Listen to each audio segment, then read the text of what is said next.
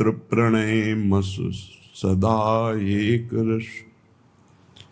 मत प्रणय में सदा एक रस, विविध निकुंज विलासी। श्री भट जुगल रूप बंसी बट, सेवत सब सुख राशि।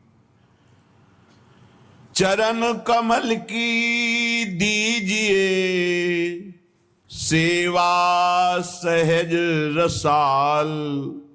घर जायो मोहि जान के, चेरो मदन गोपाल। हमारे सेव्य श्री जुगल किशोर जी हैं। मन वचन कर्म से श्री लाल लाडली लाल की अनन्य चरण उपासना है। महाप्रेम में एक रस मत हुए जुगल सरकार, नवनिभृत निकुंज में बिलसते रहते हैं। कभी बंशीवट, कभी यमुना तट, कभी विविध कुंज निकुंजों में। जन्म जन्म हम इनके रात दिन के बिके हुए चाकर हैं, सेवक हैं। त्रिभुवन पोषक अखिल कोटि ब्रह्मांडों के स्वामी श्री जुगल किशोर हमारे ठाकुर हैं। हम बिके हुए इनके नौकर हैं, बिके हुए चाकर हैं। बिका हुआ घर जाया, ये पेमेंट नहीं लेते, ये वेतन नहीं लेते, ये बिके हुए हैं। अपनापन, मेरे स्वामी आपकी मुस्कुराहट ही हमारी वेतन है। आप मुस्कुरा रहे हैं, आप प्रसन्न हैं, बस जेहि विधि प्रभु प्रसन्न मन होई। जिस प्रकार से हमारे प्रभु का मन प्रसन्न हो जाए वही हमारा वेतन है। मदन गोपाल शरण तेरी आयो। मदन गोपाल शरण तेरी आयो। चरण कमल की सेवा दीजे, चेरो करी राखो घर जायो। घर जायो चेरा नौकर, मुझे कहीं और ठौर नहीं, हमारा कोई और नहीं, केवल आप ही हैं। आप अपने महल में रख लीजिए, अपनी सेवा में रख लीजिए। आपके सिवा हमारा कोई नहीं, कोई ठौर नहीं, कोई और नहीं। ये घर जाया चाकर का लक्षण है, स्थिति है, कोई और नहीं। मेरे तो गिरधर गोपाल दूसरों न कोई। लाल लाडली लाल के अनन्य उपासक ये घर जाए दास हैं। इनकी ऐसी स्थिति है कि प्यारी जू प्यारे जू वही करते हैं जो इनके मन में आता है। जो प्यारी जू के मन में आता है वही इनके मन में आता है, जो इनके मन में आता है वही प्यारी जू प्यारे जू करते हैं। भावे मोहि जोई, सोई सोई करें प्यारे। ये बहुत ऊंचा पद है। जो प्रियालाल के दासत्व पदवी में सुख है वो करोड़ों ब्रह्मानंद में भी नहीं है। बेचारे जिनको रसिकों का संग नहीं है, रजरानी का रंग नहीं है, उसी प्रियालाल के विषय में क्या जाने, श्यामा श्याम के विषय में क्या जाने। चार बातें वेद की पढ़ करके वो श्यामा श्याम का रहस्य न जानने के कारण उपहासात्मक शब्द का प्रयोग करते हैं, चाहे वो कोई भी हो। जो अखिल कोटि ब्रह्मांडों के ईश्वर, जिनकी श्वासों से चारों वेदों का प्रादुर्भाव हुआ, जो स्वयं भगवान श्री कृष्ण द्वैपायन व्यास देव जी के रूप में प्रकट होकर 18 पुराणों की रचना, महाभारत की रचना, वेदों के सूत्रों की व्याख्या, वेदांत का भाष्य, ये सब वही भगवान जो सबके अंशी हैं, वो नवनिभृत निकुंज में प्रियाजू के साथ विराजमान होकर अद्भुत महामाधुर्य रस की वर्षा करते रहते हैं। कैसे कोई जाने, हम उनके चाकर हैं। अगर हमें कुछ जानने को मिला है तो उनकी सेवकाई से मिला है, उनकी कृपा से मिला है, कोई विद्वता से, तपस्या से, साधना से नहीं। कोई बड़े बड़े ईश्वर कोटि के महापुरुषों जैसी साधना कर भी सकता है क्या? 80-80 हजार वर्ष जो समाधि लगाते तो हमारे हजारों जन्म हो जाएंगे कीड़े मकोड़े की तरह। हम उनकी बराबरी नहीं कर सकते, लेकिन कृपा से क्या नहीं हो सकता। कृपा हो गई और हमें सेवकाई मिल गई लाडली लाल की, श्यामा श्याम की। हमें उन्होंने अपना बना लिया, बस इससे बढ़कर हमें और कुछ नहीं चाहिए। हम गर्व से कहते हैं हम श्यामा श्याम के हैं। ये जो हमें कहने का सौभाग्य मिला, इससे बड़ा कोई पद नहीं है।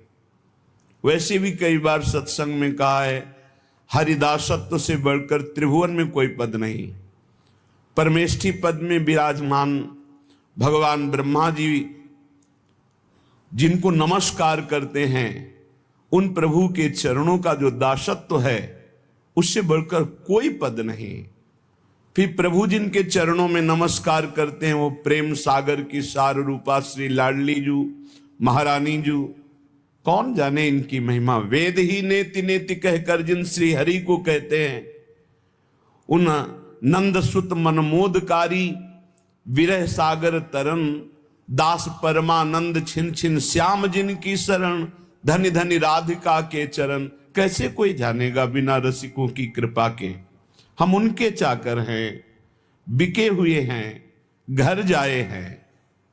धनि धनि मात पिता सुत बंधु, धनि जननी जिन गोद खिलायो, धनि धनि चरण चरत तीरथ को, धनि गुरु जिन हरि नाम सुनायो। धन्य है जो श्यामा श्याम की सेवकाई से युक्त हृदय हो गया है। धन्य है उसके माता जिसने ऐसा बालक जन्म दिया जो श्यामा श्याम का अनन्य उपासक है। सेवक जी ने भी कहा है, नाम प्रसंग कहे तु प्रदेश, जाया धर्म धन्य सो देश, धन्य सो कुल जे जन्म भयो, धन्य सो तात धन्य सो माए, संतत सकल सुनो चित लाए, श्री हरिवंश प्रताप जस। धन्य है वो माता पिता कुल, वो क्षेत्र, वो देश जिनमें प्रियालाल का अनन्य भक्त प्रकट होता है। धनी धनी मात पिता, धन्य है वो माता, धन्य है वो पिता, और धन्य है उसका पुत्र जो श्यामा श्याम का अनन्य उपासक हो गया। परिवार के सगे संबंधी सब धन्य हो जाते हैं। जिस कुल में एक महाभागवत प्रकट होता है, पूरे कुल का उद्धार कर देता है। धन्य जननी जिन गोद खिलायो, धन्य है ऐसी माता जो महाभागवत को अपने स्तन का पान कराया, अपने गर्भ में रखा, अपनी गोद में खिलाया। वो जगत पावन करने वाला कुल, जगत पावन करने वाली वो मां है। धन्य धन्य चरण चलत तीरथ को, धन्य है वो श्यामा श्याम का अनन्य उपासक को, जहां चलता है वहीं तीर्थ हो जाता है। तीर्थी कुर्वन्त तीर्थानि, वो तीर्थों में भी तीर्थत्व प्रदान करने की सामर्थ्य रखता है, जो बिका हुआ श्यामा श्याम का चाकर है। और धन्य है वो गुरुदेव जिन्होंने उस उपासक को हरिनाम प्रदान किया, गुरुमंत्र प्रदान किया। धन्य है गुरुदेव जो अपने प्राण स्वरूप जीवन स्वरूप नाम मंत्र का दान करके निहाल कर दे। लेकिन जो श्यामा श्याम का नहीं, जो भजन नहीं करता, केवल देह विलास में जीवन व्यर्थ व्यतीत कर रहा है, तो जे नर विमुख भय गोविंद सो, जन्म अनेक महा दुख पायो, श्री भट्ट के प्रभु दियो अभय पद, जम डर प्यो जब दास कहायो, मदन गोपाल शरण तेरी आयो। जो जीव भगवान से विमुख हो गए, जो न नाम जप कर रहे हैं, न भगवत लीला गायन श्रवण कर रहे हैं, न भगवत सेवा कर रहे हैं, व्यर्थ में केवल कल्पनात्मक चिंतन, नाना प्रकार के भोगों का चिंतन, नाना प्रकार की राग द्वेष का चिंतन, विमुख हो गए। जन्म लेना इनका व्यर्थ हो गया। ये अनेक जन्म तक महादुख भोगते रहेंगे जो भगवान से विमुख हैं। श्री भट्ट जी कह रहे हैं, जो भगवान की शरण में आ गया, भगवान ने उसे अभय पद दे दिया। यमराज थर्राते हैं, जम डर पे जब दास कहायो, जब गर्व से हम बोलते हैं। इसीलिए गुरुदेव नाम देते हैं, अलग अलग जैसे भागवतिक नाम देते हैं। ये नाम प्रभु की शरण से, प्रभु के दासत्व से युक्त है। और जब हृदय में यही दासत्व उतर जाता है तो यमराज थर्राते, उसकी तरफ देख नहीं सकते, यमदूत उसकी तरफ देख नहीं सकते। जो भगवत दासत्व की ठसक में हमारे माई श्यामाजू को राज, यमराज देख भी नहीं सकते उसकी तरफ। तो जन्म जन्म जिनके सदा हम चाकर निशि भोर, ये ठसक आ जाए, ये बात हृदय में बैठ जाए, हम किनके हैं। जिसको ये विश्वास हो गया कि हमारे साधन श्यामा श्याम, हमारे साध्य श्यामा श्याम, वो बेफिकिर बेपरवाह हो जाओ, निश्चिंत वो पद प्राप्त होगा जो किसी साधन से नहीं होता। हमारे साधन भी श्यामा श्याम, रात दिन हम उनका सुमिरन करने की चेष्टा करते हैं, उनके गुणगान गाते हैं, उनकी चरण शरण में पड़े हैं। हमारे साधन श्यामा श्याम, हमारे साध्य श्यामा श्याम। ये अंदर दासत्व की ठसक आना बहुत बड़ी बात है। हम साधक हैं, हम साधना कर रहे हैं, हम तपस्वी हैं, हम त्यागी हैं, हम ज्ञानी हैं, हम बैरागी, ये नाना प्रकार की, लेकिन हम प्रभु के दास हैं, ये ठसक आना बहुत बड़ी बात है। दास को ऐसा ना समझा जाए कि उसको ज्ञान नहीं होता, उसको बोध नहीं होता। जैसे आजकल लोग ये समझते हैं कि भक्ति का मतलब द्वैत ही केवल है। वो अज्ञानी है जो द्वैत देखता है। भक्त अज्ञानी होता है क्या? हनुमान जी महाराज से परम ज्ञान शिरोमणि वशिष्ठ जी ने एक दिन पूछा, सभा भरी हुई थी, राजाधिराज कौशल नरेश चक्रवर्ती सम्राट पद पर विराजमान अखिल कोटि ब्रह्मांडों के स्वामी परात्पर करुणा निधान सच्चिदानंद भगवान राम और उनके कोमल चरण लेकर हनुमान जी सहला रहे थे। पूछा, हनुमंत, ये बड़े बड़े विज्ञ जन बैठे हैं, जानना चाहते हैं कि आप कौन हैं। हनुमान जी समझ गए परम ज्ञानी वशिष्ठ जी क्यों पूछ रहे हैं। तो उनका प्रभु शरीर भाव से ये स्वामी हैं और मैं सेवक हूं, अंश भाव से ये अंशी हैं, मैं उनका अंश हूं, और तत्व भाव से जो रघुनंदन सिंहासन में विराजमान है वही हृदय में विराजमान, जो वहां वो यहां, जो वो ये। मुस्कुरा दिए वशिष्ठ। इससे बड़ा कौन सा ज्ञान है? सब ज्ञानों में यही तो ज्ञान है, जो वो ये और वो दोनों मिट गया, केवल है, केवल है। जन्म जन्म जिनके सदा हम चाकर निशि भोर, त्रिभुवन पोषण सुधाकर ठाकुर जुगल किशोर, जुगल किशोर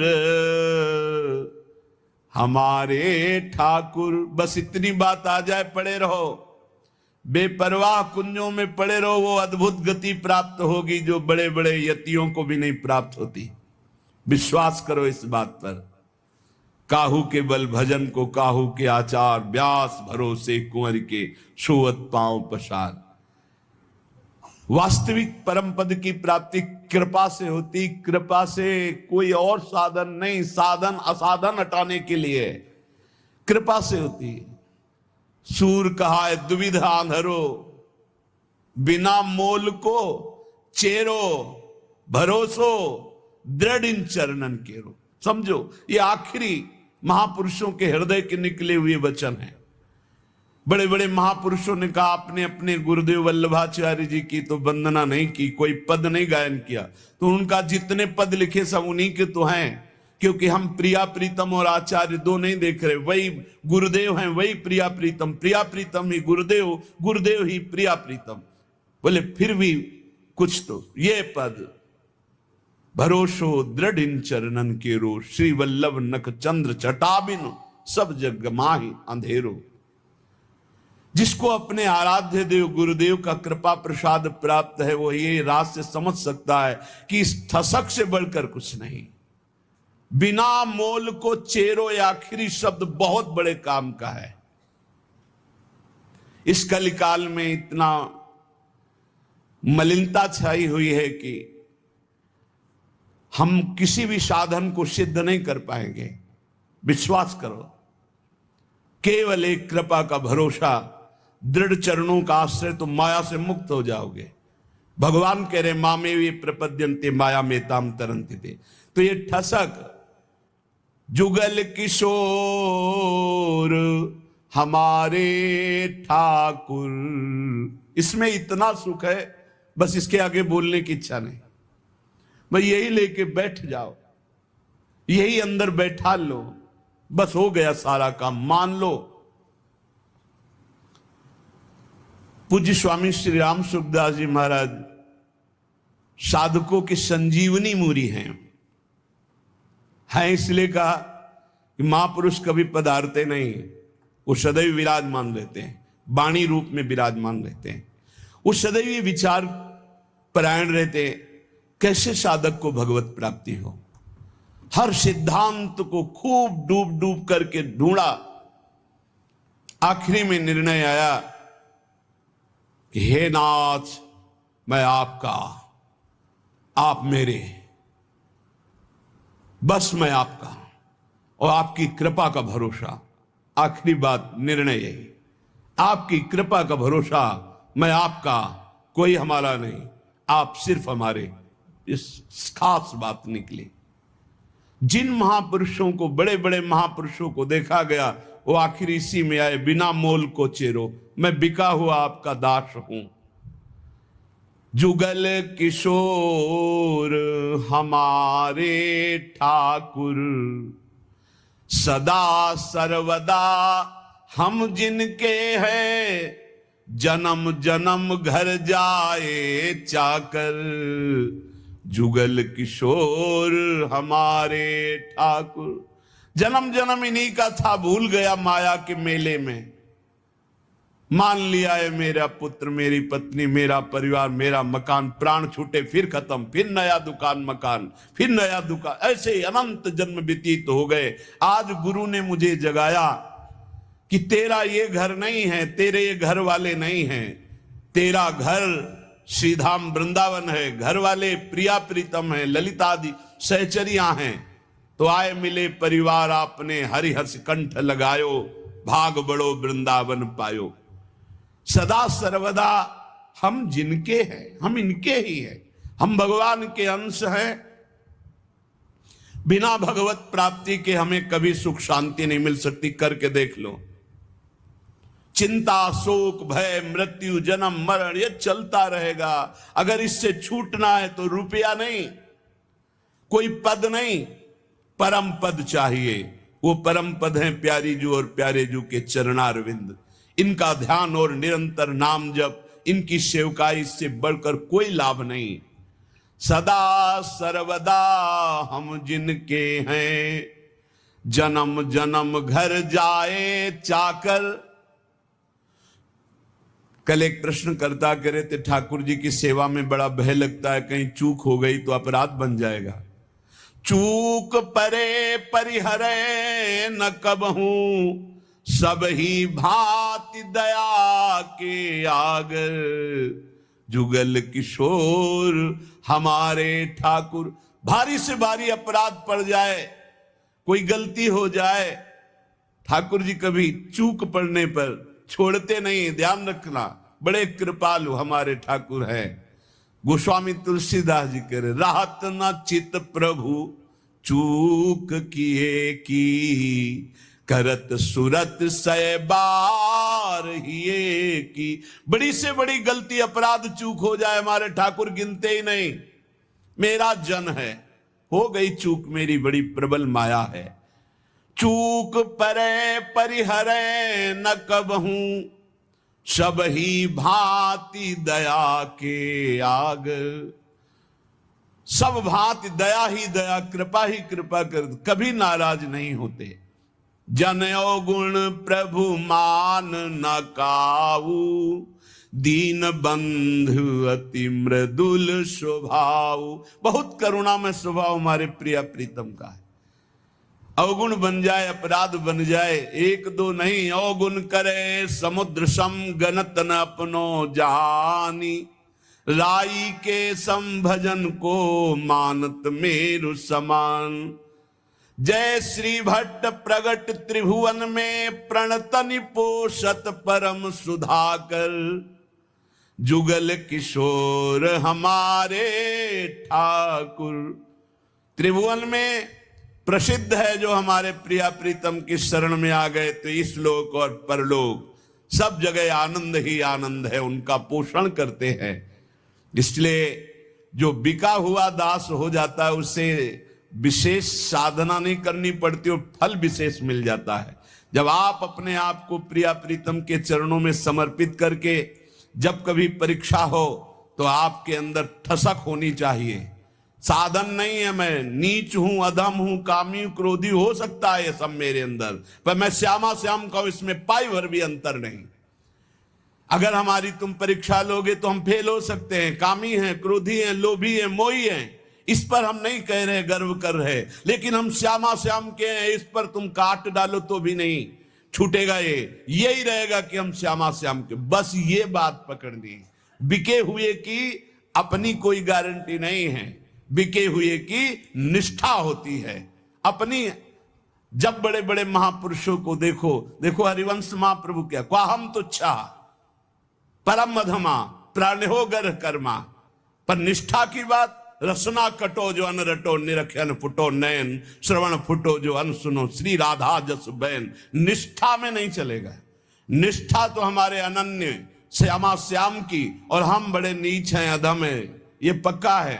हम अपनी सफाई नहीं पेश कर रहे, हम अपनी भावना बता रहे कि अगर आप हमारी परीक्षा लोगे तो हम फेल हो जाएंगे, लेकिन हमारी निष्ठा की परीक्षा लोगे तो काट डालो तो भी यही निकलेगा, हम श्यामाजू के, हम श्यामाजू के। बस ये खास बात है, इसी से सब कुछ प्राप्त होता है। जब आपके अंदर ये बात बैठ जाएगी कि हम श्यामा श्याम के, तो कोई विकार ही नहीं रह जाएगा, क्योंकि विकार होता है देहाभिमान में, मैं शरीर का, मैं पुरुष, मैं स्त्री, इसमें विकार होते हैं। और जब आप श्यामा श्याम के समर्पित हो गए तो ये ध्यान में नहीं आते, ये नेत्रों में बस जाते। अगला पद लिखा कि मेरे नैनन में दो चंद बसो, मेरे नैनन में दो चंद। निष्ठा में बहुत बड़ी सामर्थ्य प्यारे, बड़ी बड़ी साधनाओं का फल है निष्ठा। जिस दिन यह निष्ठा आ गई, अनन्य भाव हमारे श्यामा श्याम, धिक्कार है ऐसे मन और इंद्रियों को जो ऐसे करुणा वर्णाले प्रभु के नाम रूप को छोड़कर शरीर सुख में नाना प्रकार की वासनाओं में भटकते हैं। धिक्कार है इसको। अनंत जन्म से गंदी गंदी बातों में भटकते हुए आज तक तृप्ति नहीं हुई, और मार्ग मिला श्यामा श्याम का तो उसमें अनन्यता नहीं आ रही, उसमें ठसक नहीं आ रही। अनन्यता आते ही ये दूर नहीं रह सकते। कमी पकड़ो, हमारे प्रभु की कमजोरी है एक, जो इनका अनन्य हो गया उसको ये कभी छोड़ नहीं सकते। ये महापुरुषों ने बात इनकी पकड़ी है, जो इनके चरणों की अनन्यता की ठसक में बैठ गया। अजितेंद्रीय है वो, अज्ञानी है वो, हम सब मान सकते हैं, पर वो श्यामा श्याम का अनन्य तो ऐसी ऊंचाई पे जाएगा जहां बड़े बड़े जितेंद्री और ज्ञानी भी नहीं पहुंचते। विश्वास कर लेना, अनन्यता जहां आई तो जागृत शयन रहत उर ऊपर मणिकंचन ज्यों पाची। सोते जागते हर समय हृदय में स्फुरित होने लगते हैं, क्योंकि जान जाते हैं अब इसका मेरे सिवा कोई भरोसा आशा नहीं, तो स्वयं प्रभु महासाधन बन जाते हैं और उसके हृदय में अजपा जाप चलने लगता है। एक अद्भुत स्थिति उसके हृदय में आ जाती, ये अनन्यता से आती है। तो गौर बरन वृषभानु नंदिनी, श्याम बरन नंद नंद बसो मेरे, नैननी में दो चंद। आपके सिवा हे युगल चंद कोई है ही नहीं, तो मेरे नेत्रों में कौन बसा? श्यामा श्याम। ये गोलक रहे लुभाए रूप में, निरखत आनंद कंद, जय श्री भट्ट प्रेम रस बंधन, क्यों छूटे दृढ़ फंद, बसो मेरे नैननी में दो चंद। दोनों युगल सरकार श्यामा श्याम आनंद कंद ऐसे आकर नेत्रों में बस जाते हैं कि नेत्र गोलक अब कुछ और देख ही नहीं पाते। ये प्रेम बंधन में बंध कर उपासक के हृदय में नेत्रों में समा जाते हैं। जाको मन वृंदा विपिन हरियो, श्यामा श्याम की अनन्यता, श्यामा श्याम का प्रेम, श्यामा श्याम के रसिक, ये वृंदावन प्रदान करता है। ध्यान रखना, ये वृंदावन प्रदान करता है। रसिक कहीं आपको बाजार में मिलने वाले नहीं। जैसे हीरो के बोरे नहीं होते कि ट्रक में क्या लदा, बोले हीरे लदे हैं। जैसे हंसों की समुदाय नहीं होते, ऐसे रसिकों के समुदाय नहीं होते। ध्यान रखना। एक बार वल्लभाचार्य जी से उनके किसी धनी मानी शिष्य ने कहा, 100 विद्वत ब्राह्मणों को आज हमारा पवाने का मन है। तो वल्लभाचार्य जी का बहुत उत्तम विचार है, एक भगवत शरणागत वैष्णव को पवा दो, 100 ब्राह्मणों के पवाने का फल मिल जाएगा।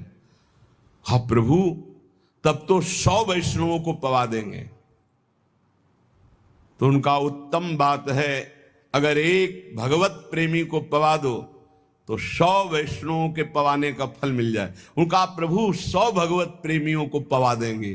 तो आंसू आ गए और कहा, भगवत प्रेमी 100-200 नहीं होते, कोई बिरले होते हैं। जो कहो हरिवंश रस बिरलो समझनहार, एक दोई जो पाइए खोजी सब संसार। जब वृंदावन कृपा करता है तब रसिकों का संग मिलता है। उनकी मंद मुस्कान मात्र से भगवान की मुस्कान से प्रकट हुई माया अपरीत हो जाती है, ढूंढने पर भी नहीं मिलती चित्त में। गुरुदेव की मुस्कान मात्र से समस्त दोषों पर विजय प्राप्त करने का बल जागृत हो जाता है। जब रसिकों का संग मिलता है, जब प्रिया प्रीतम की चरण रज का सेवन मिलता है, जब प्रिया प्रीतम का संबंध गुरुदेव देते हैं, तब ये सब जागृत हो जाता है। अद्भुत वैभव लीला में प्रवेश, दिव्य सेवा का भाव दे, दिव्य सेवा का सौभाग्य, ये सब वृंदावन प्रकाशित करता है। पर वृंदावन में श्रीपाद प्रबोधानंद जी महाराज कह रहे कि हे वृंदाटवी, बहुत ध्यान देने योग्य बात कह रहे, हंतु सवर्णम निजाम माया महाधीशतुर, माया तस्त्वरी नो बिभेमि जनयेत कंपम त्वदीया पुनः, स्वम स्वीयम सुखचिद घनम बतया संदर्शते न्यादृशम, दूरादेव पतंति नष्टमतयो जाता पराधायता। हे वृंदावन, आपकी कृपा से आप में आ तो गए हैं, पर आपकी माया से बहुत डर लगता है। क्या? आप में सब चिदानंद हैं, लेकिन मेरी दृष्टि मायामयी है, तो कहीं अपराध न बन जाए। यहां हमें स्त्री पुरुष दिखाई देते, जड़ चैतन्य दिखाई देते। नाथ, ये अपनी माया हटा लो। वृंदावन में न जड़ है, न चैतन्य है, न स्त्री है, न पुरुष है, न मूर्ख है, न विद्वान है। यहां सब प्रेमी है, सब प्रेमी प्रेममय स्वरूप है। जो बाहर से आवे थोड़ा सावधान होकर आवे। किसी शहर में नहीं जा रहे हैं, किसी नगर में नहीं जा रहे हैं, परम महामहिम प्रियालाल के निज महल वृंदावन धाम में आ रहे हैं। होश में यहां कोई ऐसी क्रिया, कोई ऐसी चेष्टा जिसको पाप कहते हैं, वो फिर सच्ची मानिए वज्र की लीक हो जाएगा। यहां से किया हुआ पाप यही केवल नष्ट हो सकता है, दूसरा कोई उपाय नहीं। किसी तीर्थ याटन में, किसी दान पुण्य में, किसी अनुष्ठान में क्षमता नहीं कि यहां का किए हुए पाप को नष्ट कर सके। वो धाम ही नष्ट कर सकता है। धाम का सेवन करे, धाम से प्रार्थना करे, मां की तरह कृपालु है, भले वो क्षमा कर दे। इसलिए सावधान कह रहे हैं, वृंदाटवी हंत श्रवणम निजाम माया महाधीशतुर माया तस्त्वई नो विभेमि जनेत कंपम तुदिया पुनः। वृंदावन ये बड़ी विचित्र माया है, आप इस माया को हटा दीजिए।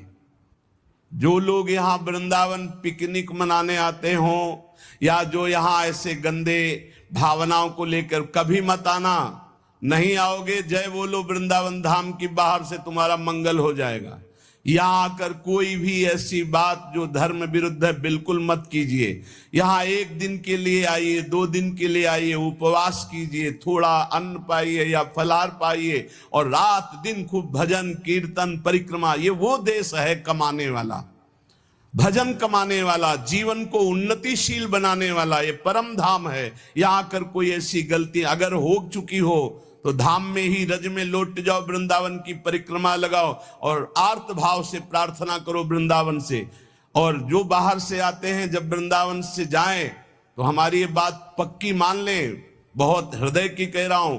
बाहर निकलकर अगर आप सवारी से हैं तो उतर जाइए और वृंदावन को प्रणाम कीजिए, पंचांग और साष्टांग, और हाथ जोड़कर विनय कीजिए, हे श्री धाम वृंदावन, मेरे शरीर से, मन से, वचन से अगर कोई त्रुटि जाने अनजाने में अपराध बन गया हो तो हे करुणा में क्षमा कीजिए। और रज माथे पे लगाइए, फिर यहां से जाइए और जब यहां आइए तो प्रवेश होने के पहले ही साष्टांग दंडवत कीजिए या पंचांग दंडवत कीजिए। हे परम पावन प्रिया प्रीतम के निज महल स्वरूप वृंदावन धाम, ऐसी मुझे सद्बुद्धि दीजिए कि आप में मैं आया हूं, कोई अपराध न बन जाए, न शारीरिक, न मानसिक, न वाचिक। श्रीपाद प्रबोधानंद जी कह रहे कि मेरी बुद्धि कांपती है कि वृंदावन में कोई अपराध न बन जाए, क्योंकि ये वज्र की लीक है। वज्र की लीक मिटाए नहीं मिटेगा। वैसे ही कर्म बड़े बलवान, संसार में पापाचरण कर दो तो पाप करना सहज है, लेकिन उसको नष्ट करना बहुत कठिन है। वो अवश्य में भोक्तव्यम कृतम कर्म शुभाशुभम। जब भगवान का बहुत भजन बनता है रात दिन, तब कहीं कर्म संस्कार मिटते, वो भी प्रारब्ध भोगना पड़ता है। बहुत होश में, जितनी वस्तुएं सब यहां चिदानंदमय हैं, भले आपको नहीं दिखाई देती। जो पुरुष वृंदावन में आकर अपराध करता है वो अधोगति को प्राप्त हो जाता है। दूरादेव पतंति नष्ट मतयो जाता अपराधा यतः। तो अपराध से मुक्त होने की बात भी आपको बता दी।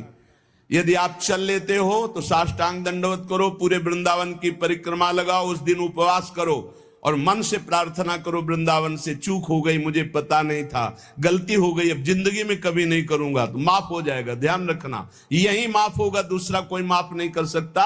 श्रीधाम वृंदावन का किया हुआ अपराध केवल वृंदावन माफ कर सकता है, दूसरे की सामर्थ्य नहीं, क्योंकि प्रियालाल का ये निज धाम है। इसलिए अगर वृंदावन का सानिध्य मिला है, वृंदावन की कृपा से आप यहां आ पाए हैं, तो यहां बहुत लाभ मिल सकता है, बहुत लाभ। यमुना जी के पावन पुलिन से, यमुना जी के धारा से 8 हाथ दूर ब्रह्म भूमि बोली जाती है। आप वहां बैठकर नाम जप कीजिए, मंत्र जप कीजिए, चतुरासी जी का गायन कीजिए। देखिए, आपको एक माला जप हजारों मालाओं का फल देने वाला है यहां ये श्रीधाम वृंदावन। यहां ऐसे लोभ से रहो, खूब कमाओ, सारे जगत का मंगल करो, सब सुखी रहे, सब निरोग रहे, सब आनंद में रहे। यह है भजन करने का फल। भजन करने का फल सब सुखी रहे तो पाप ही नहीं बनेगा। पाप बनता है जब मैं सुखी रहूं, मैं सुख भोग लूं, इसी वृत्ति में पाप होते हैं। श्रीधाम वृंदावन जाको मन वृंदा विपिन हरियो, नाम लेत पावत जु प्रणय रति, जुगल किशोर देत निज कूल। जय जय वृंदावन आनंद मूल। जिसका मन वृंदावन हरण करता है तो वृंदावन क्या है? आनंद मूल है। यहीं से आनंद का प्रादुर्भाव होता है। तो आनंद का स्वरूप क्या है? बोले नाम लेत पावन जु करत जय जय राधा वल्लभ श्री हरिवंश श्री वृंदावन श्री वंचन, राधा वल्लभ श्री हरिवंश श्री वृंदावन श्री वंचन, ये आनंद का मूल है। जुगल किशोर अपना सानिध्य प्रदान करते हैं। निरख निकुंज पुंज छवि, राधा कृष्ण नाम और धर्यो, जाको मन वृंदा विपिन हर्यो। आनंद मूल वृंदावन नाम रति प्रदान करता है। आप वृंदावन रह रहे हैं, आपको नाम में रति नहीं तो कोई अपराध है। चाहे संत अपराध, वैष्णव अपराध, गुरु अपराध, धाम अपराध नाप लीजिए, कोई न किसी की निंदा की है, किसी के प्रति दोष दर्शन नहीं। यहां हिया फिरत स्वार्थ आपने भजन गयो फिरे बाह। आप स्वार्थ से घूम रहे हो, आपके अंदर भजन चल रहा है। यहां श्रवणेन्द्री में राधा राधा गूंजता है, चलत फिरत सुनियत यह है श्री राधा वल्लभ लाल, ऐसे वृंदा विपिन में बसत। यहां भजन करना पड़े, यहां तो भजन छाया रहता है। यहां फिरे स्वार्थ आपने भजन गयो फिरे बाह। आप सोचो, अरे और देश के बसत ही घटत भजन की बात, वृंदावन में स्वार्थो उलट भजन हो जात, तो आपका भजन नहीं हो रहा, आपका चित्त विषयाकार हो रहा है, आप अपराध कर रहे हो। आप कहीं न कहीं वैष्णव दोष दर्शन, संत दोष दर्शन, गुरु दोष दर्शन, कहीं न कहीं कोई न कोई अपराध बन रहा है, ढूंढ लो। नहीं तो हिया आनंद में भजन स्वाभाविक होता है। निरख निकुंज पुंज छवि, राधा कृष्ण नाम उर धर्यो, जाको मन वृंदा विपिन हर्यो। जिसका मन वृंदा विपिन हरण कर लेता है, उसके हृदय में छवि पुंज श्यामा श्याम और उनका नाम चलता रहता है। श्यामा श्याम स्वरूप सरोवर परिस्वारथ बिसर्यो, श्री भट्ट राधे रसिक राय तिन सर्वसुदय निबर्यो, जाको मन वृंदा विपिन हर्यो। श्यामा श्याम के रूप सरोवर में समस्त स्वार्थों को विसार करके ऐसा मन पड़ जाता है कि फिर हटता नहीं। देखो, सेवा यदि श्यामा श्याम की मिल गई जिस उपासक को, प्रगट सेवा, तो समझ लो कि उसको निकुंज में पूर्ण सेवा का अधिकार प्राप्त हो गया है, तब यहां सेवा मिली। हमारी बात मान लेना, यह महापुरुषों की बात कहते हैं। श्यामा श्याम की सेवा में रुचि हो ही नहीं सकती यदि श्यामा श्याम ने स्वीकार ना किया हो। जब कोई हरिवंश शरण हुआ, रसिक शरण हुआ, तो हमारी प्यारी जो प्यारे जो परस्पर बैठकर तत्काल निश्चित करते हैं उसकी सेवा, कि ये निकुंज में आएगी, कौन सेवा करेगी, क्या सेवा, इसका क्या नाम होगा, क्या रूप होगा। उसी के अनुसार उसको यहां सेवा में रुचि होने लगती है। बोले हमें सबसे ज्यादा चंदन घर्षण में रुचि, हमारी चंवर डुलाने में रुचि। ये श्यामा श्याम आपको चाह रहे हैं कि आप चंवर डुलाएं, श्यामा श्याम आपको चाह रहे हैं कि आप गाएं, श्यामा श्याम चाह रहे हैं कि आप द्वार पर खड़े रहें। ये सब सेवाएं श्यामा श्याम चाह रहे हैं और निश्चित किया तब आपको सेवा मिली, मान लीजिए। पर सेवा में एक अनन्य निष्ठा होनी चाहिए। अगर आप श्री जी की सेवा कर रहे हैं और आपके पास कोई प्रिय मिलने वाला आया है, तो आपके नेत्र नहीं जाने चाहिए। सेवा से हटकर नेत्र गए, इसका मतलब अभी सेवा में प्रीता नहीं। गुरुजन आ जाए तो श्री जी को विराजमान करके खड़े हो गए, वो इतना धैर्य रख ही नहीं सकते, तुरंत आपसे कहेंगे आप सेवा में लगिए, क्योंकि वो जानते हैं सेवा का महत्व।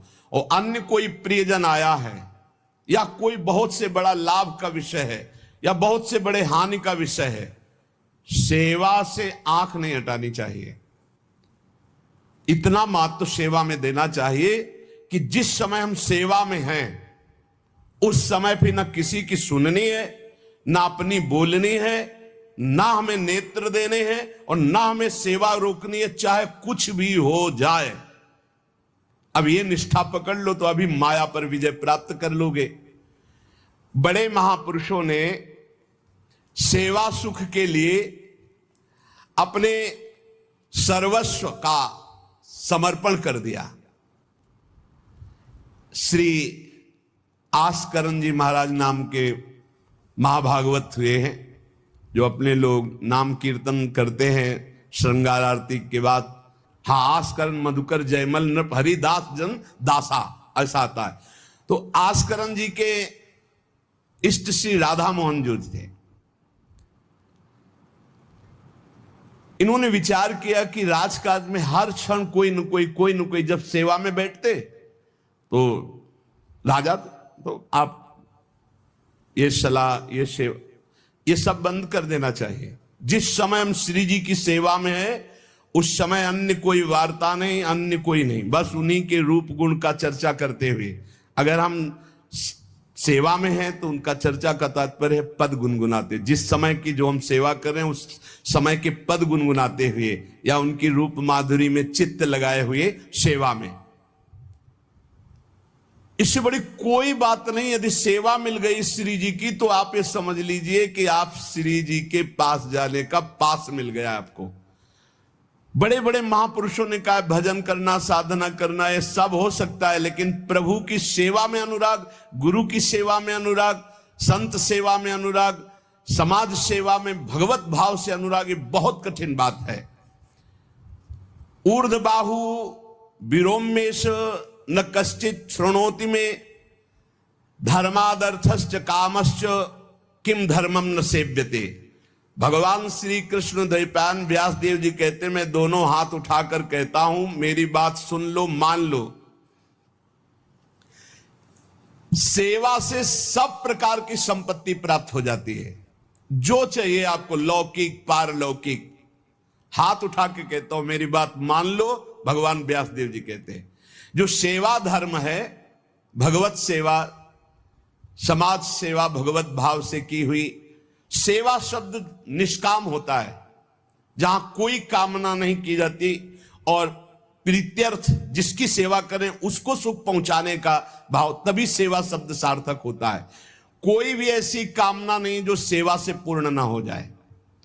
जो सेवा धर्म का आचरण करता है उसके संपूर्ण जीवन में आनंद ही आनंद, सुख ही सुख रहता है। और लोग कहते हैं धर्मात्मा को दुख मिलता है।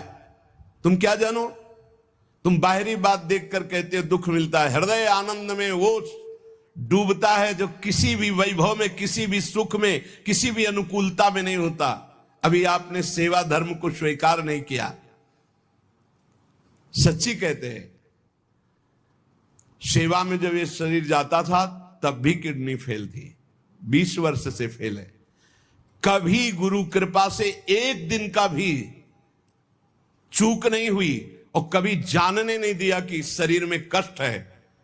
7 बजे से लेके कभी कभी 11 बजे तक सेवा का सौभाग्य मिलता, बिल्कुल कभी नहीं जानने दिया। बड़ी से बड़ी सेवा की जो आज्ञा हुई तो वही गुरु बल सब कार्य कराता था। कहीं सेवा में कभी ऐसा में नहीं, जब सेवा के बाद आए तो भले लेट गए, फिर सामर्थ्य नहीं रही भिक्षा भी मांगने की, पर जब सेवा में गए तो एक अपार सामर्थ्य गुरु कृपा से आ जाती थी। सेवा में एक अद्भुत सामर्थ्य है। समस्त कामनाओं के बीज, वासनाओं का नाश करने की सामर्थ्य भगवत सेवा में है। श्री आस्करण जी ने अपनी सेवा को सुरक्षित रखने के लिए, ये नरवरगढ़ के राजा है, राजा को बहुत से कार्य होते हैं, पता नहीं किस समय कौन सी राजकीय व्यवस्था के लिए आवश्यकता पड़ जाए, तो ठाकुर सेवा में एकाग्रता की बहुत आवश्यकता होती है। पत्रावली तो सिर्फ पत्रावली पे ध्यान है, इधर उधर नहीं तो पत्रावली बिगड़ जाएगी, वो पत्रावली मानी नहीं जाएगी आपकी। भोग लगा रहे हैं तो सिर्फ एक एक कवल पे ध्यान है आपका। बैठे हैं, प्यारी जू प्यारे जू कैसे पा रहे हैं, हित सजनी जू कैसे पवा रहे हैं, प्यारे जू कौन सी पदार्थ की तरफ देख रहे हैं, लाडली जू कौन से पदार्थ की तरफ देख, पूरी भावना में उससे डूब। श्रृंगार तो श्रृंगार कर रहे हैं, स्नान तो स्नान, मतलब सेवा में पूरी तन्मयता आवश्यकता है। अगर तन्मयता नहीं तो फिर बिगड़ जाएगा। तो नरवरपुर ताको राजा नरवर जानो, मोहन जू धरिए सेवानी के करी है। घरी 10 मंदिर में रहें, रहे चौकी द्वार, पावत न जान को ऐसी मति हरी है। पर्यो को काम आए अब ही लिवाए ल्याओ, काहे पृथ्वीपति लोग कान में न धरी है। आई फौज भारी सुध दीजिए हमारी, सुनी बहु बात टारी परी बात खर भरी है। मनुष्यों में श्रेष्ठ आस्करण जी ये नरवरगढ़ के राजा थे। इनके ठाकुर का नाम राधा मोहन जो था। ये प्रेम पूर्वक उनकी सेवा में कोई विघ्न न हो इसलिए 10 घड़ी तक का कठोर आदेश दे दिया था। 24 मिनट की एक घड़ी होती है, तो 10 घड़ी कितने हुए? 4 घंटे। 4 घंटे तक कोई भी अगर सूचना देने आया तो दंड प्राप्त करेगा, वो दंड उसको मिलेगा। 4 घंटे तक सूचना भी नहीं देनी है। जिस समय वो राधा मोहन जी की सेवा में गए तो द्वारपाल खड़े हो जाते थे, कोई भी अंदर प्रवेश नहीं करेगा। किसी भी तरह की कोई विपत्ति आ जाए, आग लग जाए, फिर भी सूचना नहीं देनी है। 4 घंटे सेवा में ये शिक्षा लेनी चाहिए। अपनी जब ठाकुर सेवा करें, हम कहते तभी करो, सब निपटा लो पहले फिर ठाकुर सेवा करो। ऐसा नहीं है कि जल्दी जल्दी तुम्हारा चित्त कहीं लगा हुआ है। अगर घर गृहस्थी में हो तो हम कई बार एकांतिक में बोल चुके हैं, पहले अपने पति पुत्र की तैयारी कर दो। उनको ऑफिस जाना है, उनको विद्यालय जाना है, सबकी तैयारी कर दो, जय जयकार करके उनको पवाओ। फिर इसके बाद अपने ठाकुर को स्नान कराओ, ठाकुर को भोग लगाओ, निश्चिंत हो करके। चित्त वृत्ति बार बार दौड़ रही है, ठीक बात नहीं। अगर हमें कभी कोई और कार्य हुआ तो हम पहले वो कार्य करते थे, फिर राधा वल्लभ जी के दर्शन जाते थे, क्योंकि हम राधा वल्लभ जी के दर्शन में खड़े वही चिंतन करेंगे, वो उनके पास जाना है तो पहले उनके पास हुआ है, फिर अगर कोई कार्य है तो हम वो निपटा के तब जाएंगे। ऐसी सेवा में अन्य कोई वार्ता नहीं, अन्य कोई चिंतन नहीं, अन्य कोई हमारी क्रिया नहीं, केवल सेवा में तत्पर। इसलिए उन्होंने कठोर नियम लगा रखा था, 4 घंटे तक कोई सूचना भी नहीं देगा। और आप मंदिर में राधा मोहन जी को 4 घंटे स्नान कराना, श्रृंगार कराना, आरती करना, फिर आरती करके भोग आदि सब करके फिर दंडवत करना। दंडवत के बाद जब प्रसाद चरणामृत लेकर उठते तब कोई बात हो तो बता सकते हैं। वो भी बात जब श्री जी की चिक डालकर बाहर निकले, उस समय द्वार पर चौकीदार बहुत सावधानी से कोई भीतर न जाने पावे। देखो, महापुरुषों से हमको शिक्षा मिलती कि हम कैसे ठाकुर सेवा करें। ठाकुर जुगल किशोर हमारे, इनकी सेवा हम कैसे करते हैं। आप 4 घंटे एकाग्रचित होकर केवल सेवा में ही डूबे, बड़ा सुख मिलता है। जब अपने श्री जी सौभाग्य दिए थे सेवा करने का, तो जैसा श्रृंगार करने के बाद जब दर्पण दिखाते थे तो रोना आता था। अपने प्रभु को श्रृंगारित देखकर जो हृदय में सुख मिलता है, रोम रोम आनंदित हो जाते थे। कभी कभी 2-2 बजे दोपहर तक बैठे फिर भिक्षा मांगने जाते थे। श्रृंगार करने के बाद पद सुनाओ उनको, फिर उनकी रूप माधुरी देखो। भक्तों के नेत्र अलग होते हैं तो प्रभु उनका रसास्वादन भी अलग ही करवाते हैं। एक बार क्या हुआ, आवश्यक कार्य से नरवरगढ़ में दिल्ली के बादशाह का आगमन हो गया। बादशाह जो सैकड़ों राजाओं के ऊपर होता था, और ये नरवरगढ़ के राजा थे। उसने आज्ञा करी, जाओ आस्करण जी को हमारे सामने जल्दी लिवा करके लाओ। और आस्करण जी का नियम था, राधा मोहन जी के मंदिर में गए तो सख्त आदेश, कोई सूचना नहीं पहुंचाएगा। सब आस्करण जी के जो रक्षक थे उन्होंने मना कर दिया, नहीं महाराज, ये आपकी सूचना भी नहीं पहुंच सकती, 4 घंटे आ ही नहीं सकते आस्करण जी। उसको बहुत क्रोध आया, बादशाह हो, मैं आदेश कर रहा हूं, एक छोटे राजा के सेवक हमें जवाब दे रहे। बादशाह ने आज्ञा का उल्लंघन, इससे बड़ा क्रोध हुआ और उसने बड़ी सेना बुलवा ली। और सेनापति को आदेश किया कि जाओ बोल दो, नगर का नाश करवाना चाहते हो या हमारी आज्ञा का पालन करना चाहते हो? तुरंत आस्करण को भेजो, अन्यथा पूरी सेना बलात् नगर को नष्ट कर देगी और जबरदस्ती आस्करण को बंदी बना लिया जाएगा। बादशाह का आदेश। देखो परीक्षा होती। जब यह आदेश हुआ, सेनापति आया, निज दूतों से, जो अंगरक्षक द्वारपाल, उनसे कहा, सबने कोई उत्तर नहीं दिया। 4 घंटे तक हम अपने राजा को सूचना भी नहीं दे सकते, जो तुम्हें करना हो करो। यह बड़ी बात है। बादशाह का हुक्म, बादशाह के सेनापति का हुक्म, सेवा में विघ्न ना पड़ जाए इसलिए कठोर नियम लिया था। पर सबके हृदय में घबराहट थी कि अब क्या होगा जब बादशाह नाराज हो गया, सेना आ गई, सेनापति आ गए, अब क्या होगा? सेनापति ने बादशाह से कहा कि अब क्या हुक्म है? वहां से मना हो गया है। आपकी आज्ञा का उल्लंघन, हमारी आज्ञा का उल्लंघन, हमारा भय दिखाना सब व्यर्थ चला गया। कही कह पठाई, कहो कीजिए लड़ाई, सुनी रुचि उपजाई, चली पृथ्वी पति आयो है। पर्यो सोच भारी, तब बातों विचारी कही, आप एक जाओ गयो अचरज पायो है। सेवा करी सिद्धि साष्टांग होई के भूमि परे, देखी बड़ी बेर पाओ खड्ग लगायो है। कटी गई एड़ी ये पै टेढ़ी हूं न भौ करी, करी नित नेम रीति धीरज दिखायो है। बादशाह ये बड़ा आश्चर्य हुआ कि ये आस्करण जी के पास सूचना ही नहीं पहुंचाई जा रही और हमारे भय का इसके ऊपर कोई असर नहीं। पर आस्करण जी बहुत साधु प्रकृति के हैं, बड़े प्रियजन हैं, आक्रमण करना तो उचित नहीं, मैं स्वयं जाकर के देखूं क्या बात है।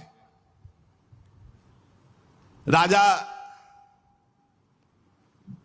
थोड़ा भाव से युक्त हुआ, नहीं तो रजोगुण में फिर ऐसा भाव कहां होता है। पर आस्करण जी की भक्ति का प्रभाव कि उसके ये देखूं चल के आखिरकार है क्या। बादशाह स्वयं आया। राज कर्मचारी अब विचार में पड़ गए कि बादशाह को कैसे रोका जा सकता है। सब जितने उनके अंगरक्षक सबको रोक दिया। ये बड़ी बात है।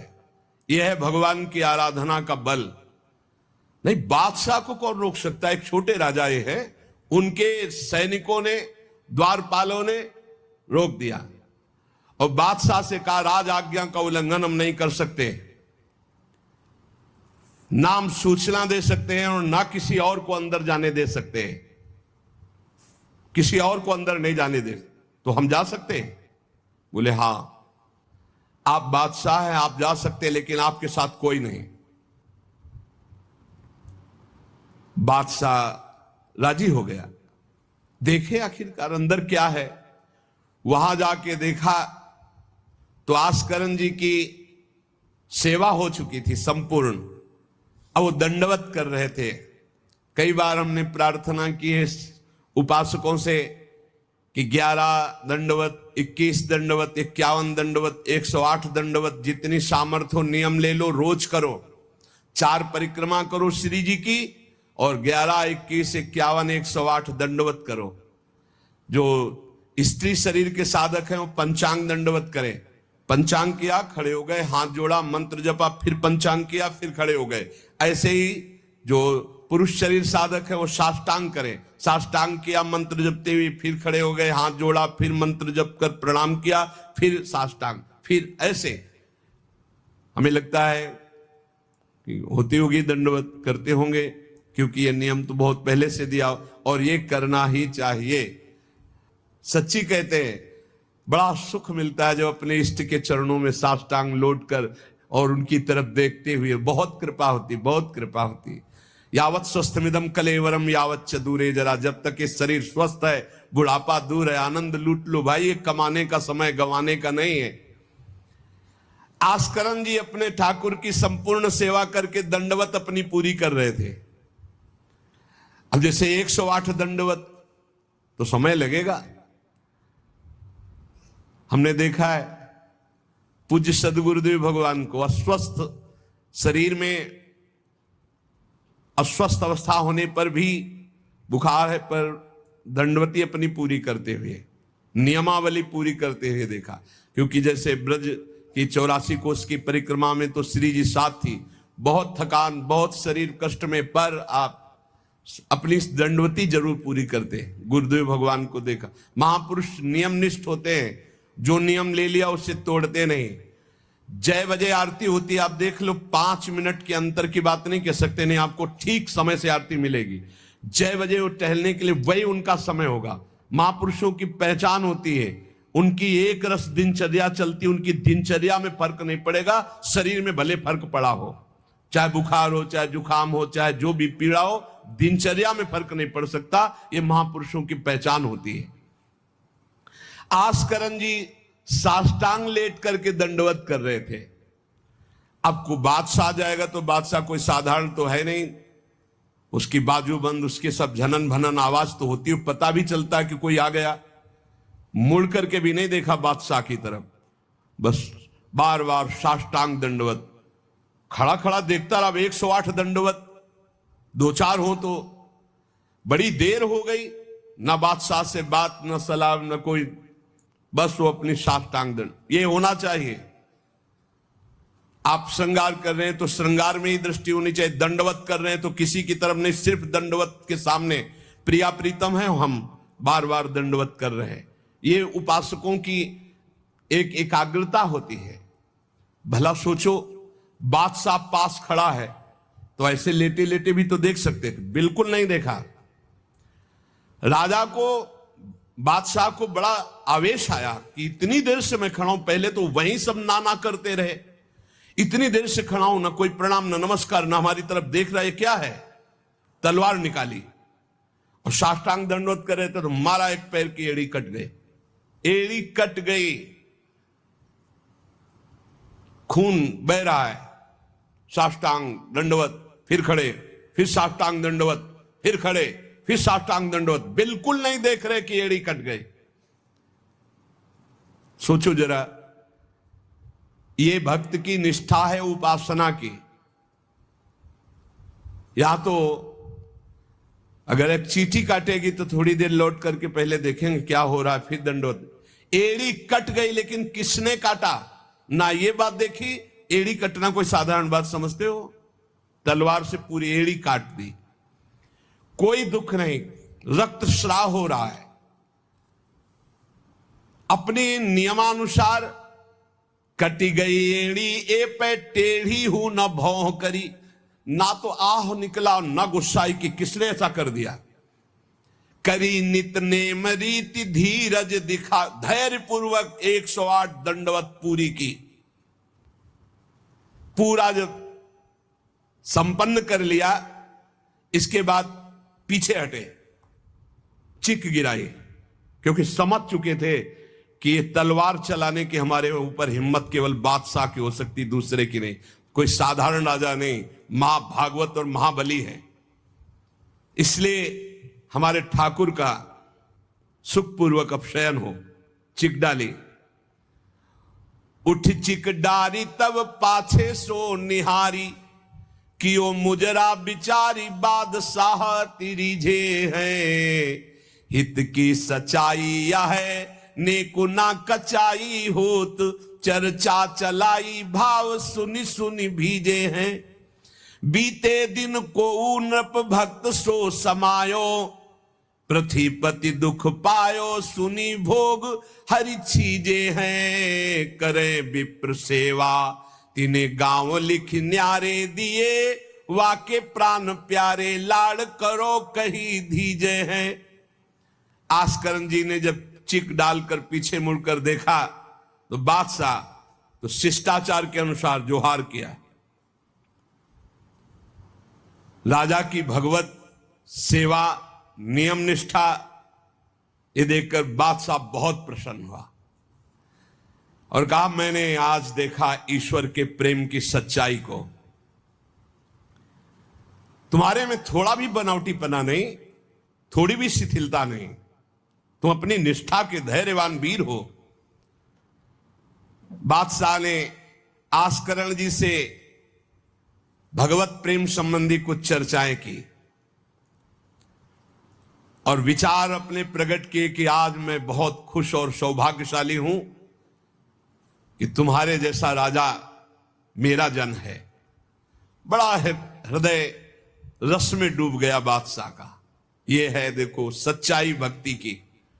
नहीं बादशाह के हुक्म को टाल देना, सेनापति की आज्ञा का उल्लंघन कर देना, बादशाह आया है साष्टांग दंडवत, कोई उसका आदर ना करना, ये सब भारी अपराधों में आता है। नहीं बादशाह आया और फिर दंडवत हो सके, नहीं पहले उससे बातचीत होगी, बाद में दंडवत होगी। नहीं अपनी निष्ठा के आगे नहीं, एड़ी काट दी गई फिर भी नहीं रुके। अब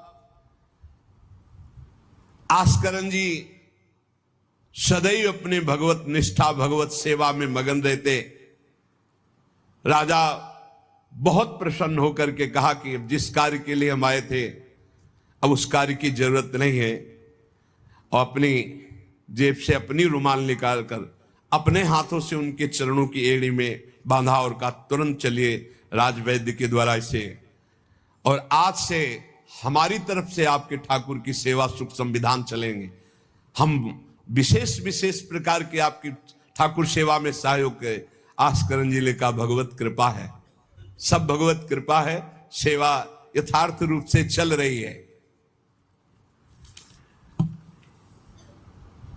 नियम की सच्चाई और हृदय में कोई छल कपट नहीं, रोष नहीं, ये भगवान के भक्त में विशेष लक्षण होते हैं। भगवान के भक्त में छल कपट नहीं और अपराध करने वाले पर भी रोष नहीं। उमा संत कई यही बड़ाई, मंद करत जो करे भलाई। अगर सच्ची आराधना सच्चा प्रेम तो सबको बदलना पड़ेगा। बादशाह का भाव बदल गया, जो आवेश में था क्रोध में था। सच्चाई से अगर थोड़ी भी ठाकुर सेवा की जाए तो माया पर विजय प्राप्त की जा सकती है। साधो भाई भजन किया सोई जीता, जो सच्चाई से भजन किया, सच्चाई से सेवा की, वही इस माया पर विजय प्राप्त किया। एक बार राजा आस्करण जी के शरीर में बहुत जोर का बुखार आ गया। ऐसा बुखार कि न उठने की हिम्मत, न शरीर की शुद्धि, और नियम की निष्ठा थी ही। अब भारी कष्ट, एक तो शरीर उठने लायक नहीं, भारी बुखार, और दूसरा सेवा। अब वो इस बात के चिंतित थे कि सेवा कैसे होगी। तो ठाकुर जी ने स्वप्न में अपने किसी निजजन पंडा से कहा इनको किसी औषधि की जरूरत नहीं, मेरा चरणामृत पिला दो, स्वस्थ हो जाएंगे, सेवा में आ जाएंगे। वो गए और उनका ठाकुर जी ने स्वप्न में आकर के कहा है कि आप ठाकुर जी का चरणामृत पी लीजिए, आप स्वस्थ हो जाएंगे।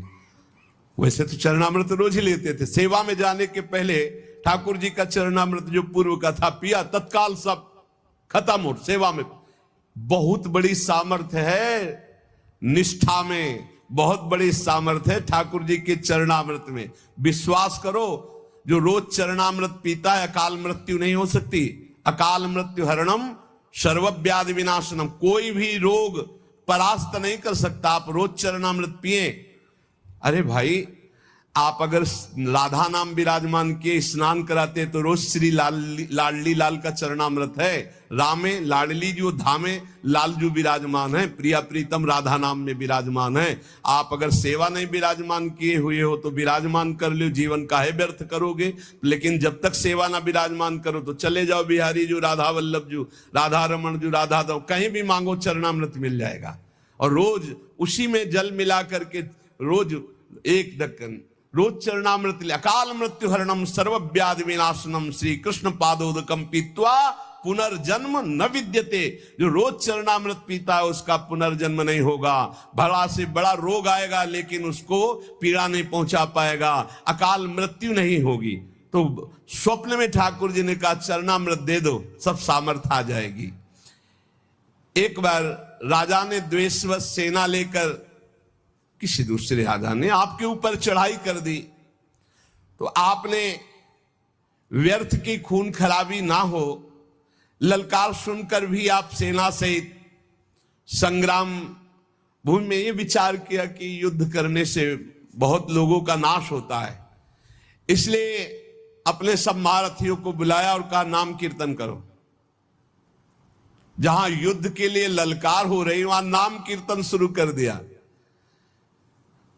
नाम कीर्तन इतनी जोर का कि आनंद में सब झूम रहे, और उधर एक बादल की ऐसी टुकड़ी आई कि इतने ओले बरसे कि जो विपक्षी सेना थी, मैं राजा और विपक्षी सेना सब भाग गए और ये अपनी तरफ कीर्तन ही करते रहे, लड़ना ही नहीं पड़ा। भाव ये है कि जो भगवान में चित्त जोड़ता है, भगवान नाम कीर्तन करता है, भगवत सेवा परायण रहता है, सारे विघ्नों का निवारण स्वयं भगवान करते हैं। एक बड़ा सुंदर प्रसंग श्री जयमल जी का आता है। जयमल जी भी नियमनिष्ठ महापुरुष, ये भगवान श्री श्यामा श्याम के अनन्य उपासक थे। हरिवंश महाप्रभु के निज जनों में इनका भी नाम आता है, जयमल जी का। इनके हृदय में जैसे आस्करण जी की निष्ठा थी, उस वैसी निष्ठा थी सेवा की। इन्होंने भी 10 घड़ी तक किसी भी तरह की कोई सूचना, किसी भी तरह का कोई कार्य हमसे नहीं बताया जाएगा, और इन्होंने तो स्पष्ट आदेश कर दिया। तो वहां तो आदेश था केवल आस्करण जी का, यहां आदेश था जो बताने आएगा उसकी गर्दन उतार लेंगे। यहां तो और कठोर था। जयमल सिंह जी, वैसे इनका पहले निवास मेड़ते में था, और ये बड़े अनुरागी प्रिया प्रीतम के, इनको प्रिया प्रीतम की सेवा में थोड़ा भी विघ्न बर्दाश्त नहीं था। ये नियम निष्ठा कि मंदिर में कोई भी जब सेवा में जयमल जियों आ नहीं सकता, आ गया तो उसकी गर्दन बचेगी नहीं। ये कठोर नियम लगा दिया था निर्विघ्न सेवा के लिए। सेवा में बहुत बल है प्यारे, सेवा में बहुत बल है। आप सेवा को जरूर घर में विराजमान करो प्रिया प्रीतम की ठाकुर जी, लेकिन ये आजकल जैसा बनावटीपन किया जाता है ऐसा मत करो भाई। हर काम वीडियो के लिए नहीं है। छोटी छोटी बातें, आप अपने ठाकुर जी का भोग, ठाकुर जी का स्नान, ये वीडियो के लिए है, ये पैसे के लिए है। अरे कुछ तो ठाकुर जी के लिए और अपने बीच में एकांत रखो। चलो गान बजान है, ठाकुर जी की ऐसी बातें हैं जो आनंद ले, सब वो बात तो ठीक है, लेकिन आप स्नान करा रहे हो, आप ठाकुर जी को भोग लगा रहे हो, आप ठाकुर जी की ये बातें तो गुप्त रखो। ये अपने और ठाकुर के प्यार की विषय की बातें तो गुप्त रखो। ये सब वीडियो के लिए नहीं होता है। कुछ मंगल जगत का हो सके, कैसे अष्टयाम सेवा करते हैं वो बातें तो ठीक है, लेकिन आप लोग अपने घरों में जो ठाकुर विराजमान के सब बातें वीडियो में मत। अब आजकल हर उद्देश्य वीडियो का होता जा रहा है। छुपाने की तो बातें कुछ नहीं हो रही, हर बात छुपाने की हो रही। सत्संग है, एकांतिक है, कुछ कीर्तन है, कुछ भजन की बातें हैं, वो तो चलो लोक मंगल के लिए, लेकिन अपने ठाकुर की जो विशिष्ट एकांतिक सेवाएं हैं वो बातें गुप्त रखनी चाहिए। ऐसा नहीं कि जो पर्दा करके अपने ठाकुर जी का स्नान कर रहे हैं, पतला, हाँ आप श्रृंगार करके आ गए, आप दर्शन करो, आरती करो, सब कोई, जैसे राधा वल्लभ जी के देखो आरती के दर्शन होते, लेकिन आप दर्शन नहीं कर सकते कैसे स्नान कराया जाता है। आप अंदर दर्शन नहीं कर सकते कैसे भोग लगाया जाता है। कभी कभी जैसे 56 भोग किसी भारी उत्सव में तो एक कुछ घंटे के लिए दर्शन, वो बात अलग है। तो अपने ठाकुर घर में जो विराजमान है, बिल्कुल जो निकुंज के ठाकुर वही है। अपनी भाव निष्ठा रखो। जयमल जी ये नियम लगा लिए थे कि अगर सेवा के समय कोई भी समाचार देने आएगा तो उसे मार डाला जाएगा। इतना कड़ा शासन। और ये बात प्रसिद्ध हो गई थी कि 4 घंटे जयमल जी निकलेंगे नहीं मंदिर से। तो जयमल जी का एक मंडोर का जो राजा था वो भाई लगता था। उसने विचार किया कि बहुत अच्छा 4 घंटे का समय है, जयमल जी के पास सूचना कोई दे नहीं सकता, और इस समय आक्रमण किया जाए तो पूरे नगर को कब्जे में कर 4 घंटे का युद्ध, और वो निकलेंगे नहीं, और कोई सूचना देने जाएगा तो मार डाला जाएगा। बहुत बढ़िया अवसर है कि पूरे नगर को अपने कब्जे में कर लिया जाए। भारी सेना चारों तरफ से पूरे नगर को घेर लिया गया। अब ये जब सैनिकों से पता चला तो हाहाकार मच गया कि बिना राजा के आदेश के युद्ध कैसे छेड़ दिया जाए। चारों तरफ से शत्रु पक्ष सैनिकों ने घेर लिया है। सबने विचार किया कि आज्ञा हो जाए तो अभी युद्ध हो जाए, पर आज्ञा लेने कौन जाए? जो जाएगा मार डाला जाएगा। जयमल जी का आदेश है। अब जयमल जी की माता जी को तैयार किया गया है कि आप जाओगी तो आप पर वो प्रहार नहीं करेंगे और आपकी बात सुन लेंगे। माता जी भी डरती हुई गई, क्योंकि आज्ञा थी कोई नहीं आएगा, अगर जो भी आएगा उसकी गर्दन उतार दी जाएगी, मार डाला जाएगा। माता जी को इसीलिए भेजा गया कि बस आप केवल सूचना दे दो और वो आज्ञा दे दे, संभाल तो सब यहां लेंगे, आज्ञा दे दे। वो गई, जयमल जी ठाकुर जी की श्रृंगार में थे, पीछे से कहा, बेटा शत्रु पक्ष ने पूरे नगर को घेर रखा है, तुम्हारी क्या आज्ञा है?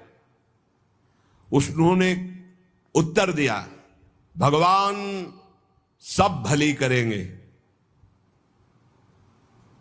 और आप जाओ। दूसरा शब्द नहीं, भगवान सब भली करेंगे, और इशारा किया। अगर दूसरा होता तो प्रण पूरा करते, लेकिन मां है इसलिए इशारा किया, वापस चली जा। मुड़ के नहीं देखा, बस एक शब्द का, भगवान सब भली करेंगे। ये नहीं कहा कि युद्ध प्रारंभ कर दो, मैं सेवा करके आऊंगा, ऐसा कुछ नहीं। भगवान सब भली करेंगे, और इशारा किया कि आप वापस चली जाओ। ज्यों के त्यों सेवा में लगे रहे। भगवान ने देखा कि ये तो बिल्कुल बेपरवाह है, और सैनिक चारों तरफ से घेर लिए हैं राज्य को, तो स्वयं प्रभु घोड़े पर सवार हुए जयमल जी के। अब उनको कुछ कहने की जरूरत थोड़ी है। राजा का जो शाही घोड़ा था, उस घोड़े को तैयार करके उस पर विराजमान होकर के अकेले शत्रु पक्ष को परास्त किया। अकेले सबको मूर्छित करके मारा, एक को भी नहीं।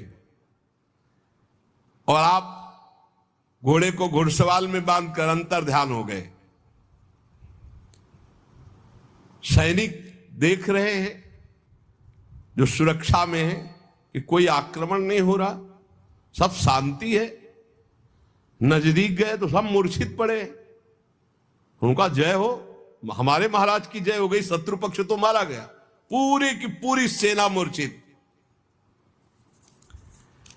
जयमल जी सेवा समाप्त की, संपन्न की श्री जी की,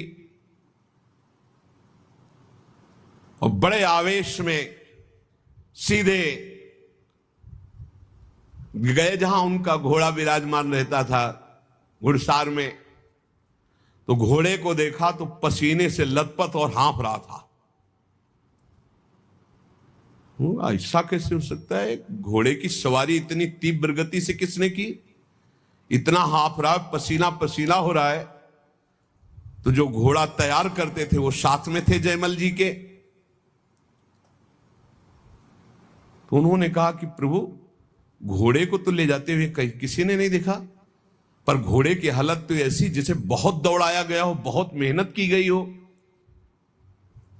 तो उनका कहा ठीक है, चलो इस समय विचार करने का विषय नहीं, दूसरे घोड़े को लो, राजाओं के पास कई घोड़े, और सैनिक सजाओ, वहां चलो। तो उनका प्रभु वहां जाओ, वहां तो सब मारे गए हैं। किसने मारा? वहां जाकर देखा तो सब सेना घायल और मूर्छित पड़ी थी, जान से कोई एक भी नहीं मरा था। और जो राजा वो भी घायल। जयमल जी नजदीक गए, देखा तो कि ये मेरा वो भाई ही है, मेरा शत्रु बनकर के आया है। तो वो रो के कह रहा था कि भाई मुझे नहीं पता था कि तेरा सांवला सिपाही एक ही इतना बलवान है, मैं कभी युद्ध में नहीं आता, मैंने कभी तुम्हारे उस वीर को नहीं देखा। वो सांवला सिपाही कौन था? जिसने अकेले मेरी सारी सेना को मूर्छित कर दिया और मुझे बाण से तो घायल किया और नेत्रों से ज्यादा घायल कर दिया। एक बार तुम दिखा दो अपने उस सांवले सिपाही को, मेरा हृदय तड़प रहा है उसके लिए। उसकी वो सुंदर चितवन, उसकी मुस्कान ने मेरा मन हरण कर लिया। शत्रु पक्ष के ये है ही ऐसे, जब सूप नखा की नाक कान भगवान ने लक्ष्मण जी के द्वारा, वो जब गई खरदूषण के समीप, ए भारी बलवान असुर, भारी सेना सजाई, अभी चलते हैं। जब वहां गए तो राम जी का रूप जब देखा तो कह रहे हैं, यद्यपि भगनी कीन कुरूपा, यद्यपि तुमने अपराध किया, हमारी बहन को कुरूप बना दिया, लेकिन बध लायक नहीं, तुम मारने लायक नहीं, बहुत सुंदर हो। राक्षस लोग कह रहे हैं, इतने सुंदर प्रभु, और मुस्कुराहट प्रभु के देख के कह रहे कि यद्यपि तुमने अपराध किया, मेरी बहन को ऐसा कुरूप कर दिया, पर तुम मारने लायक नहीं, दर्शन करने लायक हो। सुनो, हम तुम्हारा कुछ भी नहीं करेंगे, सुनते तुम्हारी पत्नी बहुत सुंदर, दे दो, बदला हो जाएगा और तुम जाओ। भगवान ने क्षण में नष्ट कर दिया। बैरी भी जिनको प्यार करे वो प्रभु का रूप है।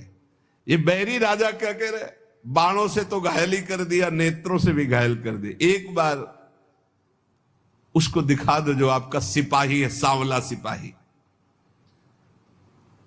श्री जयमल जी ने प्रेम विभोर होकर कहा, तुमने देखा, मेरे तो नयन तरस गए, तुम्हें दिखाई दिए, आज तक मैंने नहीं देखा। और जयमल जी के अश्रु चलने लगे। वो समझ गया कि ये सिपाही कोई और नहीं, जयमल जी जिनकी आराधना करते हुए भगवान श्याम सुंदर है। वो अपने भक्त की रक्षा करने के लिए आए। अहोभाग्य, दुश्मनी का भाव ही सही, पर मेरा भाई तो है ना, इस कारण भगवान ने मुझ पर कृपा की कि मुझे दर्शन का सौभाग्य मिला। और जयमल जी के चरणों में प्रणाम किया और कहा, आज के बाद कभी जिंदगी में आपसे वैर का भाव नहीं रखेंगे और आपके उसी सांवल सिपाही के ध्यान में निरंतर हम मगन रहेंगे। नित्य भगवान की सेवा करने की प्रतिज्ञा जयमल जी के शत्रु के मन में भी भक्ति प्रकाशित कर दी। यह है प्रचार। जब अंदर होता है प्रसार तो सबके हृदय में होता है प्रचार, और जब अंदर प्रसार नहीं तो बाहर प्रचार लाख करते रहो, कुछ नहीं होता। बुरा करने भक्त का आए थे तो भगवान ने उनका मंगल कर दिया। क्यों कर दिया? किसी भी तरह से भक्त का संबंध तो है, भक्त का भाई तो है ना, मंगल हो जाता है। इसीलिए कहा जाता है वो कुल, वो परिवार धन्य है। भले ही किसी भाव से सही, भगवान से जुड़े हुए भक्त के संबंध में यदि आता है, उसका परम मंगल हो जाता है। जयमल जी ने लौट करके गए और अपने घोड़े को दंडवत किया कि ये भाई, ठाकुर जी की सेवा तो हम प्रगट में करते ही हैं, लेकिन तेरे सौभाग्य का वर्णन क्या करें। मेरे ठाकुर जी तेरे पर सवार हुए, घोड़े की 4 परिक्रमा की, आरती उतारी, दंडवत की और बार बार हाथ से स्पर्श करके पुलकित हो रहे हैं। ऐसे ही हैं हमारे ठाकुर जी। इसीलिए दास दासोहम में बड़ी सामर्थ्य मानी गई है। सबसे ज्यादा कृपा किस पर होती है? जो भगवान के दासों का दास होता है। घोड़े को साक्षात्कार हो गया भगवान का, बैरी भाई को साक्षात्कार हो गया, और जयमल जी कह रहे कि मेरे नयन तरस रहे हैं। तो क्या वास्तविक जयमल जी के नेत्र तरस रहे? नहीं, जिनके संबंध से बरस रहे उनके नेत्र कैसे तरस सकते हैं? पर ये हैं ही इतने प्यारे कि तन मन के बिछुरे नहीं, पर चाह बढ़े दिन रैन, कबो संजोग न मानहि, देखे भरी भरी नयन। तो हम श्री श्यामा श्याम के दास हैं। श्यामा श्याम ही हमारी साधना है, श्यामा श्याम ही हमारे साध्य है। आठों पहर हम नाम जप करें, श्री जी की सेवा पर बहुत ध्यान दें। जिसको जो सेवा मिली वो बड़ी महान सेवा है। कभी ऐसा ना समझे कि किसी की द्वार पे या कहीं बहुत दूर सेवा लगी है तो सोचे कि नजदीक सेवा वालों का तो बड़ा सौभाग्य। नहीं, आप देख लीजिए, सनक सनंदन सनातन सनत कुमार जी ने जब जय विजय को शाप दिया तो अंदर प्रवेश होने का अधिकार खो दिया। भगवान स्वयं चल के आए लेकिन अंदर नहीं जाए। और भगवान ने जय विजय जी को कहा कि सेवक के द्वारा किया हुआ अपराध स्वामी का ही अपराध माना जाता है। सनकादि को